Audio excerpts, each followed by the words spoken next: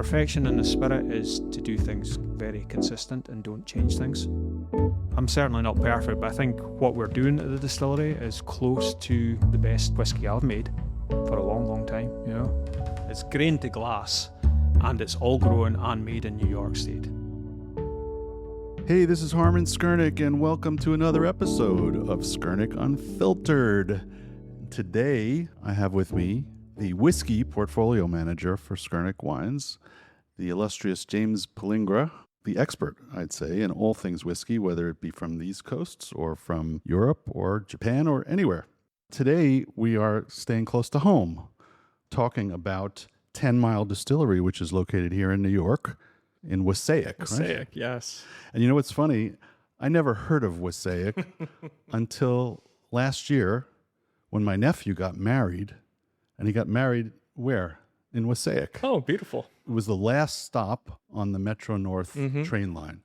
And so it's really kind of in the middle of nowhere. But this distillery is owned by John Dyson, who has been in the wine and spirits world for some time, right? Correct. Yeah. Cellium Wines. William Cellium. Yes. You know, he bought William Yes, Cellium many he years did. ago. Yes. You know, William Cellium was one of the original 6 wineries that Skurnick Wines began our business with. Mm-hmm.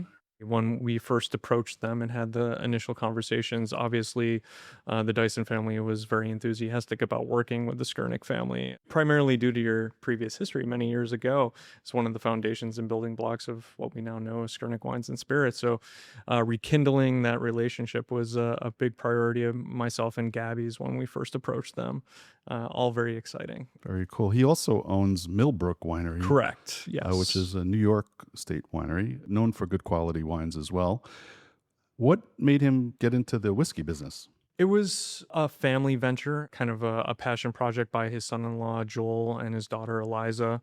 Specifically, Joel has a fondness and love of whiskey in general, not just whiskey, but Scotch and Japanese whiskey. We hosted Shane here, the current master distiller and original one, who they swayed away from one of our other partners, Wolfburn. He was previously with Oban and Glenfarclas. I mean, some of the most prestigious distilleries in all of Scotland. It's a very impressive resume and drawn towards the American market to not only establish what we now know as American single malt, but bring his techniques and philosophy and methodology from Scotland to the U.S. market and really put what we now know as American single malt on the map. I mean, if you look at what we see or previously saw in that category for many years, it was kind of all over the place. There was no definition of what that category was. And finally, last year in May, Only last year, it was a fight for many years amongst a lot of really great distilleries in the United States to get that category approved and recognized with specific guidelines. And Shane or John and or both All were of the involved? above. Everyone, yeah. I mean, across the United States, with some of our other distilleries as well within the portfolio, everybody chipping in and really fighting to create a clear category of what that is. And they're at the forefront, obviously, and producing now for, I think we're coming up on 7 years. And the concept of American single malt whiskey, is that's, for lack of a better term, in the Scotch style of whiskey? Yes. So there's been a lot of hybrids and people blending different grains together and things of that nature and calling it an American single malt or American whiskey. But there's been no set guidelines as far as cask finishing and age statements and where you can source your barley from, things of that nature. And finally, that was all established last year, which is wonderful. So when we first decided, aka the whiskey portfolio at Skurnick Wines and Spirits, to get into the American single malt category in a meaningful way, we wanted to make sure we found the right partner first and foremost. Somebody that was doing it in a very traditional manner, akin to what was coming out of Scotland at the time or has been, and also somebody that is close enough for our team to get involved with. I mean, the category takes a lot of education. It's a lot of customer education and staff education for our team. So having somebody in our own backyard was really the shining point that got this thing through, I think, in my opinion. And they're aiming for a very high quality product. Yes. I mean, I remember when we first tasted them, I was just blown away by the quality. I mean, they did resemble quality Scotch. I mean, the guy has spent a lot of years distilling whiskey in Scotland, so that would make sense. But rather than talk too much about what's about to be discussed, why don't we go to your interview with Shane Fraser, the master distiller of Tenmile Distillery. Today I'm here with Shane Fraser of Tenmile Distilling up in Wassaic, New York. We're very excited to have Shane with us here today to discuss his history, the history of the distillery, their distillation processes, and where they're going in the future. This is a new world in American single malt, and we're all very excited to be with this groundbreaking distillery within our own backyard here in New York. So I'll let Shane take it from here if he'd like to give us a little bit of background information on where he came from. Yeah, thank you. Great introduction. It's brilliant. So I've been making whiskey for about 35 years. I started as a tour guide at Royal Lochnagar Distillery in 1990. So that was, a start into the industry. And then I was lucky enough to be offered a job in the actual distillery. So I just learned from the ground up, basically. Learning to repair casks and then filling casks, stuff like that. And then worked into the shift operation, doing the mashing, the distilling, along with learning all the arts and crafts in there. So basically, I got a good grounding for working my way up. I was there for 14 years, so 1990 to 2004. I then moved to Oban Distillery on the West Coast for a couple of years, where I just made Oban whiskey for a couple of years there. So really interesting, gave me a kind of better perspective of the world after being at one distillery. I thought better go and move about and see what I can do. And then I was lucky enough to get the production manager's job at the Glenfarclas, which was an eye-opener to the bigger industry. I felt that when you're at Diageo, you are kind of Diageo and that's it. So went to Glenfarclas. The owners, John Grant, were very good at introducing me to different people in the industry and just showing you what exactly goes on there. So it was really good. And also it's a brilliant whiskey. So I was there for 2007 to 2012, which was a great experience. I then moved to Wolfburn, which was a new start distillery up in Thurso, which is at the very north of Scotland. You go any further, you fall into the North Sea. So yeah, it's pretty remote, but got it all commissioned and we made a lovely spirit there, which became a really good award-winning whiskey. And then 2018, an advert came up on Indeed. I applied for a role and the job came up for Tenmile. So I sent in my CV with a cover letter and the owner, John Dyson, wrote back to me and invited me over to have a look around the distillery and discuss what they wanted for the whiskey and what my ideas were. And we were very much aligned to what kind of spirit we wanted. We wanted a light, kind of fruity character spirit. I've been to a lot of distilleries throughout the country and around the world and whatnot. Yours is very unique. It does not look like your standard American distillery. I mean, they're usually very industrial looking. This looks like you're going into somebody's home, and you did something that nobody else really does, is you put your stills in your production facility right in the middle of an event space. Yeah, so we have to thank our owner, John Dyson, for that. He had the great idea of actually putting the stills in part of the big grand hall so that people could see it as they walked in. We put a big glass surround around it, so it basically looked like a jewellery box, really. Shiny copper that everybody could see and be wowed by when they came in, and then put the mashing and stuff and that through the back. And you're right, you would never know it was a distillery until you walked in the door, you know. As far as production goes, your water source, I think that's pretty amazing. Yeah, as well. it comes out of the well. We use that for production and everything else, cooling and stuff like that. So let's talk about your grain sources a little bit. Yeah, so all our grain is grown in New York State, from about 30 miles away in Tivoli all the way up to near Rochester. But it's the amount of malted barley that's grown in New York State is tiny. We use about 200,000 pounds a year of malted barley. Yeah, some distilleries in Scotland use that in a week. Yeah. So we're small but big for New York, I would say. We're doing 8,000 pounds a week. I mean, when it comes to American single malt, at least in New York State, you're easily the largest producer. I know we have some other folks doing it, but it's on a much smaller production level. They're also making bourbon and other things alongside of it. It's more of a side project. But going back to the barley, we started with spring barley, but we've found going forward that the winter barley grows better and gives us better results. Speaking as a distiller, efficiency-wise, so we're getting more spirit out of the barley. Would you mind taking us through like a normal production run? And Yeah, sure. So we would start with the mashing. So it would be 2,000 pounds of malted barley. We mix that with hot water at, I'm going to be in Celsius here, so I'll apologise because I'm from Scotland. So about 66 degrees Celsius, we mix the hot water and the malted barley. Then at that temperature and the correct mix, so it can't be too thick, it can't be too thin, and it mixes in our mashing machine above the mash tun, and you get a kind of slurry porridge kind of mixture, which almost instantaneously you get the conversion from starch to sugar. So the more starch in the barley, the more sugar you get, the more alcohol you should get at the end of the day. So that's the first process. It goes into the mash tun, we allow it to settle, and in our mash tun is a false floor. So the grain stays behind, which is probably not what they do in America. They probably put all the grains through, all grains in. So we keep the grain behind and just separate out the sugary worts or the sugary water. And it's quite hot, so we then cool it down through a plate heat exchanger. So we cool the worts down to about 12 to 13 degrees Celsius, about 55 Fahrenheit, roughly. I can think about that. So we cool it down because we need to add yeast. And if you add yeast at hot water, it'll die. So we want the water as cold as possible to go into our fermentation tanks. So we start pumping the first water for about an hour and a half. The level in the mash tun starts dropping, so we add a second water, which is slightly lower in volume but higher in temperature. So we go from 66 up to about 80 degrees Celsius, which is pretty damn hot. But it starts washing out more of the sugars that are left in the grain, and that, along with the first water, get all pumped into the fermentation tank. We actually do a third water in the mash tun as well, and it's about 82 degrees Celsius.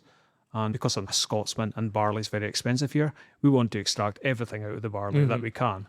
And that third water is used for the first water of the next mash. So you've got a little bit of a head start. So it's exactly what we did in Scotland.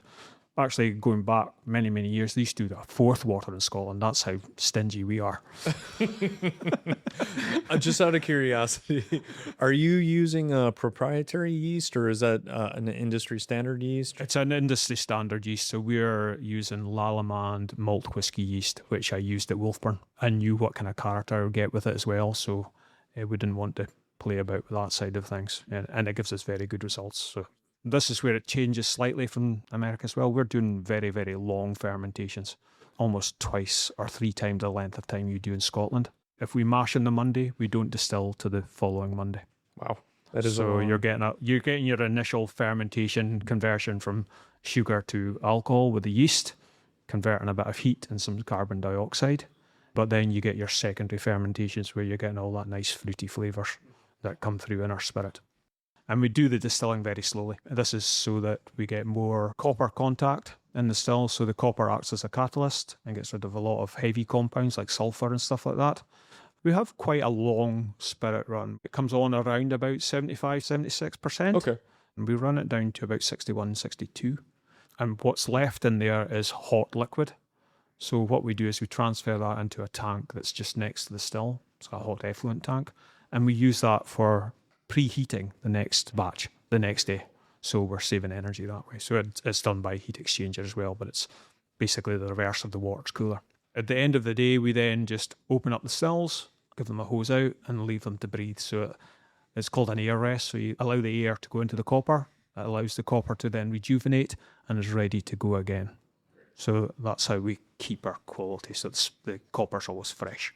And you only run at certain times of the year, correct? Yeah, so we do our malt whiskey from, say, January to the end of April, maybe May, and then we don't start up till like September, October again, because the hot months, it's really hard to control the fermentations for a start, because it gets well over 100 degrees in the distillery if you're distilling, and also you lose alcohol that way. So during the warmer months, we make our neutral grain spirit for our vodka, and we also make our gin as well. We do a lot of small batches to get what we have in our Listening Rock gin. So the ingredients in our gin are orange peel, orris root, angelica root, juniper, lemon balm, mint, and orange peel. So there's a lot of different things The going mint on. really shines through on your It does, yeah. Yeah. And it's just a small portion of what we put in, you know. And that's that the lemon balm and the mint are grown in our garden at the distillery. So beautiful. So yeah, we've got a few juniper trees, but they're not mature yet to actually use them. So yeah, I'm excited for our spirit specialists and our team members to start making some cocktails with that. It's a very unique gin that, like I said, the mint really shines through.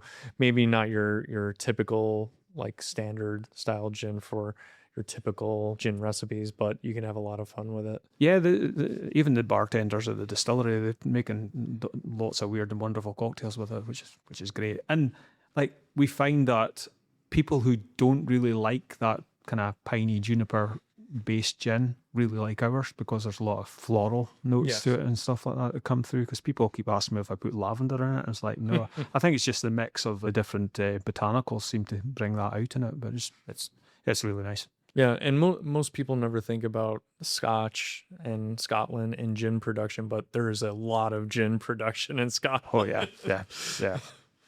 Now we've got your whiskey distillate in a tank. Where does it go from there? You guys do some special things. Yeah, so it comes off the sill at about an average of about 70%. So we reduce that down to 61% by just adding water that we use for the mashing and everything. We then take it up to our cask warehouse and we then fill our casks. So we're lucky enough that our owner, John Dyson, has a winery out in California called William Sellium, and they're a high-end Pinot Noir wine. And we get these lovely French oak casks once they've been used for the Pinot Noir. So I was a bit nervous for a start when they said wanted to use wine casks, because back in Scotland you get the ones from France, which are very heavy, and you sometimes get a lot of crystallization in the casks. But the ones from the winery in California are not that type of wine that's been in them. So the casks are very lightly toasted, and they've had a bit of, I don't know how long the wine sits in it, 4 or 5 years. So you're getting almost a new cask, but it's been seasoned with some wine, I would call it. And then you're getting that lovely, when the spirit comes out, it's insanely good. It's almost like a fresh sherry cask nearly, but it's wine instead. When I first spoke about this project to the Skurnicks, they were very excited because of their history with Sellium Wines here many, many years ago. And being in your rick, in your warehouse, and seeing those casks, it was a pretty magical moment going through and thinking about that history. Yeah, the casks are excellent. You know, they pay a fortune for them. Yeah.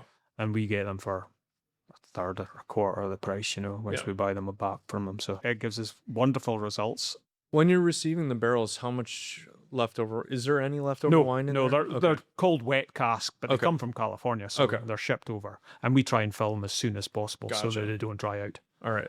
So there's no, I don't think they've even been washed out. They've just been emptied. Okay. Because they ask if I want sulfur in there. I was like, absolutely not. So. Yeah, I know a lot of rum producers, Scotch producers overseas, when they're pulling casks from American distilleries, ex-bourbon casks, things like that, they always ask, can you leave a little extra juice in there to keep it wet as it goes overseas?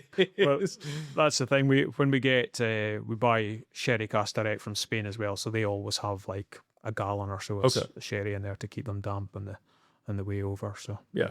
And I don't bother emptying out. I just leave it in there. Let it rock and roll. Yeah. Now, when you put your new make into the Pinot cask, is it always initially going into a Pinot Noir cask? Yeah, so we will fill probably an equal amount of Pinot casks and ex-bourbon casks. Okay. They're usually 50-50 split. And then we'll fill some sherry cask probably every second year.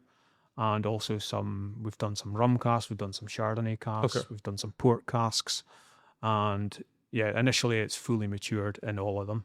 But some of the expressions we've done a bit of experimentation with finishing or double matured or whatever you want to call it. Our first experiment with that was we had some very small bourbon barrels and emptied them out and put them into a first fill sherry butt. So that was our first double matured one, and it just flew off the shelves. It was just like, this is insane. I was fortunate enough to try it. It's exceptional. For the age of it and like being cast strength as well, it was just like, So we think we've kind of cracked it because we've got a perfect new make, I guess, and we've got brilliant casks. So we just keep everything going the same. Yeah. Is there I know you're releasing a little bit older every single year. I think you're up to what, about 5-year-old? 5-year-old now, yeah. Yeah. Is there a certain age that you're aiming for? I wish I had a crystal ball. I wouldn't be working if I had a crystal ball. No, Personally, I think anything between 8 and 12 years, I think, will be kind of where our sweet spot is, because our new make is very, very gentle. I think if it got any older than that, I think the wood would start to take it over. I think, but I don't know. So yeah, you never quite know. no. Yeah. No. I mean, we see so many American whiskeys coming out now, past 15 years, 20 years plus sometimes, and they're just tannin bombs. It tastes like you're drinking wood chips. Chewing a table. Yeah, precisely. And obviously, if you're putting out such a delicate and beautiful new make, you don't want it to lean that way. You want the vibrancy and the fruit to shine through consistently throughout all the aging process. Now, you have a couple core products, obviously the vodka and the gin, which you touched based on, but could you take us through pretty much your two core main single malts? Yeah, absolutely. So we've got the classic, which is a marriage between the Pinot Noir casks and the bourbon casks, exactly split down the middle, 50-50. So we started with a 3-year-old way back in 2023. So time's flying by. Yeah, we did that, and then we did the 4-year-old, and now we're on to the 5-year-old. So probably in fall we'll be doing the 6-year-old. So because we've got a core group of like people who buy our whiskey all the time, they're getting to see the story from the new make to the 3-year-old to the 4-year-old to the 5-year-old. So it's a really good balance. And you've got this like all the fruity notes coming from the wine casks, and then you've got like that nice balance from the bourbon, a bit of vanilla and stuff like that. So it's very, very palatable for a 5-year-old whiskey. You know, people say no way is this just 5 years old. You know, it tastes more like an 8 to 10-year-old. But I think that's just because the spirit was so gentle when it went into the casks. And then the second expression that you're taking from us is the export cask. So it's slightly different. It's 80% bourbon barrels and 20% sherry casks. So Oloroso sherry casks. Yeah, they've matured really well for sherry casks. So slightly smaller, so you're getting a bit more spirit to wood ratio, so it does mature slightly quicker. And then just an American standard barrel going into that as well. So we allow that to marry together for a wee while because of the sherry notes.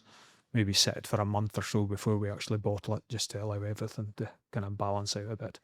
And it's excellent as well. It's kind of our hit on a Speyside, maybe, or Macallan or a Glenmorangie kind of expression. They all do it in Scotland, a bit of sherry and a lot of bourbon casks. So yeah, but it's been very well received. Yeah. That's great. Yeah, I mean, I've been seeing it more and more pop up on back bars and retail shops and around the area. So it's definitely making its way through our territory at this point, just solely based on the quality of the distillate, which is always exciting for us then when the quality of a product speaks for itself and it's selling itself, thankfully, which leads me into selling itself. American single malt, probably the most difficult category in whiskey in the United States at this point, just because of its youth and finally being recognized as a category within the United States. We've seen some distilleries close this past year around the country, some brands go under. People generally do this as more of a side project. Some of our other distilleries that we have here in the portfolio, or previously, it's a release that they do seasonal, but it's never been the main focus of their distillation. Where do you see the industry going for American single malt, and where are you going to succeed where others have failed? Oh, two good questions. I think it's a really exciting category. I think it'll take a long time for people to get used to American single malt, because you say single malt and they go Scotch, which it's not, because it can't be, because it's not made in Scotland. Yeah, but I think it will grow slowly and will eventually either take a small amount of the Scotch sales that come to America and maybe some of the bourbon ones. I don't know. I think it's an exciting project. And all the American single malts are slightly different, which is good. I would hope that, like, come time, it does become really, really big, and you've got a kind of regional flavours. Like you've got your Texas or West Coast or whatever, they've got slightly different. Sure. So they've all got their kind of, a bit like Speyside and Highland and stuff like that, but on a grander scale, you know. That would be exciting. For us, I think we're in an ideal spot because we're producing exceptional whiskey already, done in a traditional kind of Scottish way, but in America. We're ahead of the game quality-wise, but I think we're behind in age and Sure. history of some of the other distilleries that are making American single malt for years, you know. So, but yeah, I think it will grow. And I keep saying Rome wasn't built in a day. It'll take a while. I'll be bald and grey by the time it really hits. Most likely. I mean, every master distiller really only gets to see what the maturity of their whiskey twice in their lifetime, which is insane to me. I've always heard that from the folks over at like Wild Turkey and Four Roses. Like a master distiller only really gets to experience the quality and the breadth of their life's work twice, which is purely insane to only see success twice. And it's all a guessing game throughout the entire process too, because like you said, you have no idea when the maturity level is going to hit, or qualitatively it's going to max out and then it turns to wood chips or anything like that. I think especially at Tenmile, because we're monitoring the whiskey all the time. So we're doing a 3-year-old, a 4-year-old, 5-year-old. Sure. You're seeing how it's maturing, you're understanding what's going on there. So it is changing from year to year. And we found that people prefer the 3-year-old to the 4-year-old, and now they prefer the 5-year-old. So is it going every second year that it's getting better? Who knows? That's the fun of it. What is your definition of perfection when it comes to your distillate or the outcome of the sales, or just the broad strokes of your distillery? You're always striving for perfection. You're always looking to get something more out of it. You know, you can get to a point, but you're always looking to try and get to the next step. You know, say in the distillery, you're always looking for a bit more efficiency. Perfection in the spirit is to do things very consistent and don't change things too much. I say in my line of work, you start chopping and changing, you're never going to get perfection or what you think is perfection. You know. I'm certainly not perfect, but I think what we're doing at the distillery is close to the best whiskey I've made for a long, long time. You know, it is a difficult question to ask, but I think consistency is key to trying to get to perfection. I would say that's as close as I can get. You know. Yeah. Obviously, within the world of American single malt, perfection is something completely unrealized at this point, since we don't know what that looks like. Exactly.